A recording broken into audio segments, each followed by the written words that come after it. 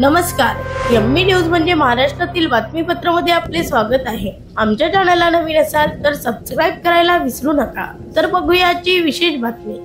अमरावती शहरात वादळी वाऱ्यासह अवकाळी पावसाने हजेरी लावली। या अवकाळी पावसाने अमरावती कृषी उत्पन्न बाजार समितीमध्ये विक्रीसाठी आणलेला शेतकऱ्याचा शेतमाल भिजल्याने मोठ्या प्रमाणावर नुकसान झाले आहे। रात्रीच्या सुमारास अवकाळी पावसाच्या सरी बरसल्या। यावेळी वादळी वाऱ्यामुळे इतरही नुकसान झाल्याचे चित्र पाहायला मिळाले। ब्युरो रिपोर्ट, एमबी न्यूज, महाराष्ट्राची बातमीपत्र, अमरावती।